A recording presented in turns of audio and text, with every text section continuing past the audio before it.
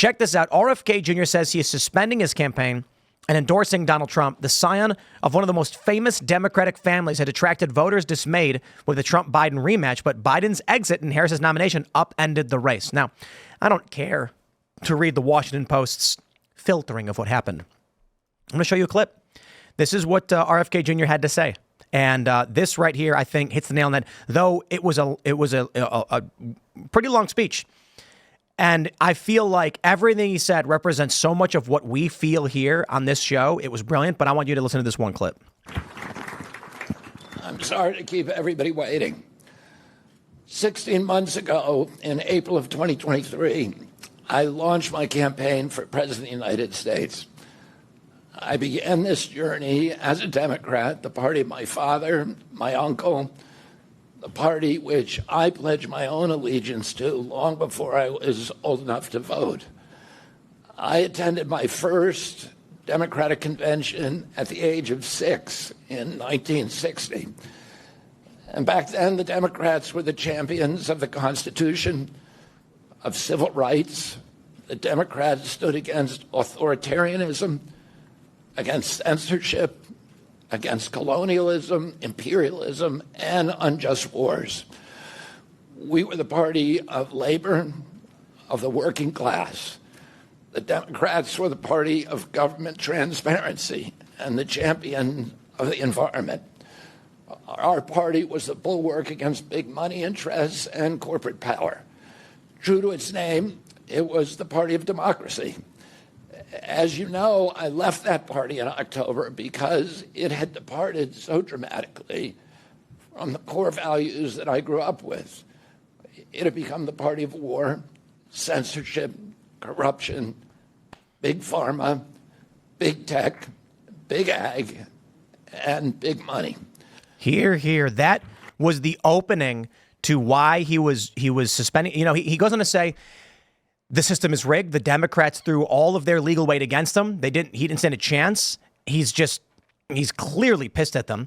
And that's why, amazingly, he said he's going to keep his name on the ballot in blue states, and he wants you to vote for him there.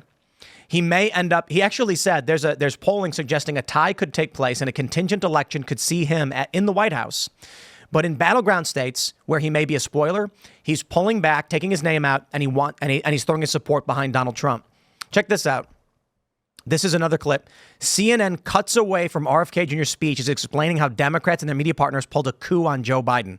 So let's we'll jump right here. They would be astonished to learn of a Democratic Party presidential nominee who, like Vice President Harris, has not appeared in a single interview or an unscripted encounter with voters for 35 days. We've been listening to independent candidate Robert F. Kennedy Jr. from Phoenix outlining... Cut away. ...led him... Yo, Fox did cut away eventually, but they played a lot of it through. It's amazing and unsurprising. He ripped the media to shreds. He's talking about how the media is corrupt, how Kamala's got no campaign policies. I could not have said this better myself. He gets up on there and she's like, she has no campaign policies. She's offering nothing. She's not given any interviews. How are the American people supposed to decide between Trump and Kamala when Kamala's not telling them anything, doing any interviews, and the media's covering up for her? Well, that's exactly the point I was going to go with, is that the contrast couldn't be more stark. Less than 24 hours between Kamala having her biggest moment of her political career and delivering nothing but platitudes, basically a repackaged hope and change, but now with joy and cackles or something.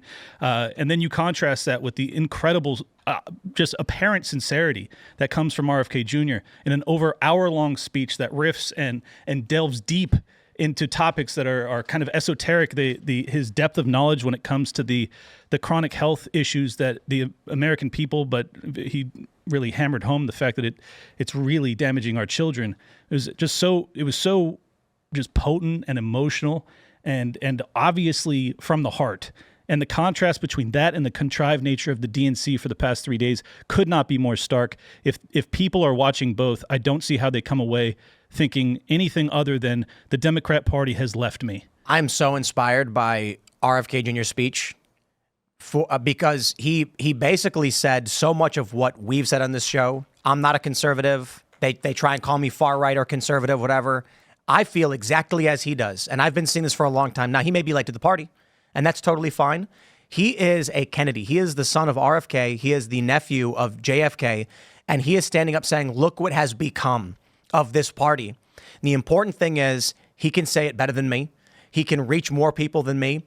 And so for all of us who feel this way, disaffected liberals, post-liberals, this man just stood up in front of the world and amplified everything we've been trying to say. So now when you're talking to your liberal family member, maybe they're older, maybe they're a boomer, you can say, hey, don't take my word for it. Listen to RFK Jr. These are the Kennedys. Listen to them. Right when he announced, the media slammed him. And I remember asking my mom, what do you think RFK? She's like, I don't know. He went, this is the same woman that loves RFK Jr. and has loved him my entire life and talked about how great he is on the environment. Loved Bobby Kennedy Sr., his father. Loved John F. Kennedy, the whole thing. But the media got in on him early, like day one, just so they threw the poison in the well. So I was like, what are you talking about? It's Bobby Kennedy Jr. He's the man. That's the guy. Yeah. Love him. He hasn't changed since you liked him before. He's the same guy, except now he's got a platform. Yeah. The Kennedys are Camelot. I mean, they are modern political royalty, up there, if not superseding any living political family. So for him, the son of Bobby Kennedy and the nephew of a former assassinated president, who's beloved by Democrats, the old guard Democrats. I think he would still be a current assassinated president, just for clarification. Sorry.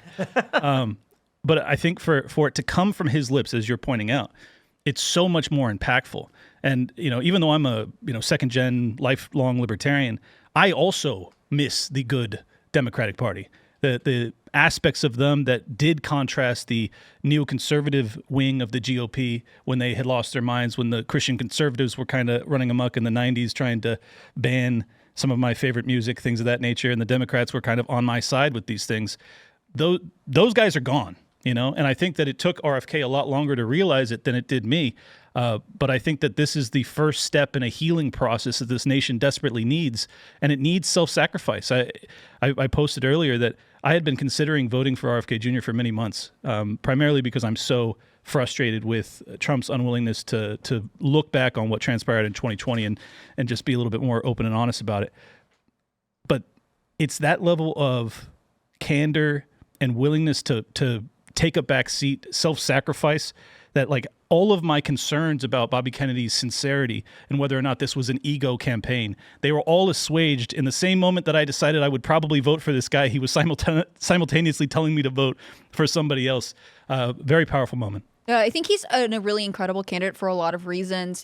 He always had a tough road ahead of him. I mean, if you look even now, his family is releasing this statement saying he's betrayed us all. Meanwhile, they've been actively putting out commercials saying we want him to drop out. He's not one of us. Like, the thing that always struck me about the Kennedy family legacy is a certain level of loyalty, right? Like, they are their own community. If you read any of the biographies of the Kennedy children, like, they thought they were the coolest gang on the planet and they liked being a part of it. And I think the fact that they are so quick to turn on RFK really tells you that this is a family that is in crisis in a way a lot of American families are in crisis. And the fact that he's willing to come out and say, I feel strongly about these issues and I want them to change and I'm willing to take risks for it, I think is inspiring to a lot of Americans. It's very cool to see that.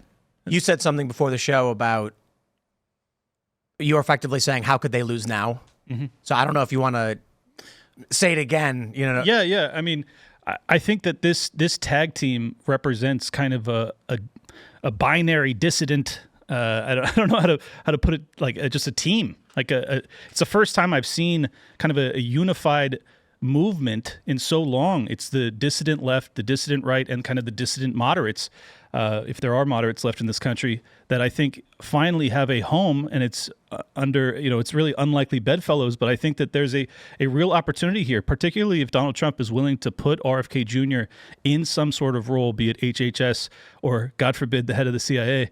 I don't know how I can't vote for that ticket.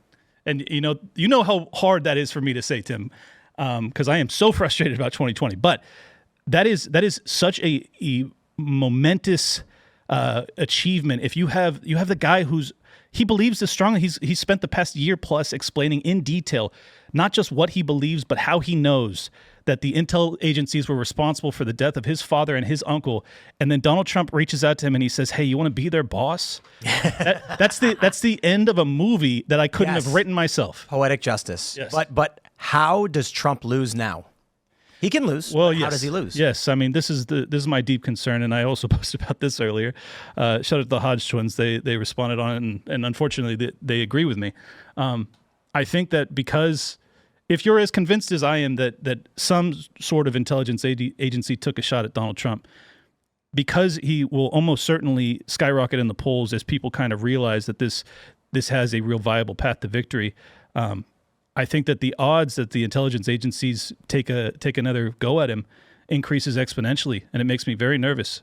So I think that the razor's edge that the Trump campaign has to walk over the next 75 days is that they have to keep this race or the polls close enough that the deep state, if you will, believes that it is within the parameters of fortification. However, it is actually close enough that it's not. Yeah.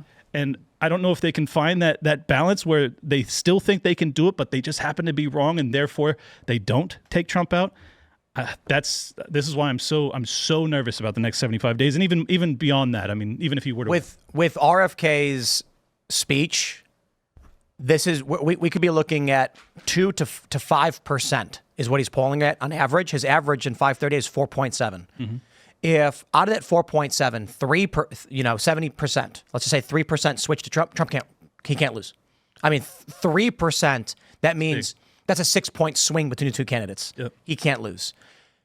He can still lose, though. Yes. Exactly. Because we're looking at shadow campaigns and quote unquote fortification. That's scary. Yeah. I think nothing's for sure. It has been a really interesting week for the Trump campaign. I mean, Tim's already alluded to this, but the media cycle during the DNC, with the RNC, so much of it was still dominated by the attempted assassination and what was going on at the convention. Joe Biden did a couple rallies. It really wasn't getting the airtime that I think they were hoping it would. But this week, especially with the Theo Vaughn interview, which I think really opens a lot of moderate or maybe just not very political people up to what Donald Trump is like. Yep. And the kind of long rollout of this long-awaited RFK Trump merger, so to speak, it is really the first time I feel like the Republican ticket has taken back the news cycle from a very dominant pro-Harris messaging that we've gotten since July. And they did it during the DNC. During the DNC. Yeah. I mean, that is so powerful. She couldn't sustain the attention that she had before. So they lied about Beyonce showing up. Right.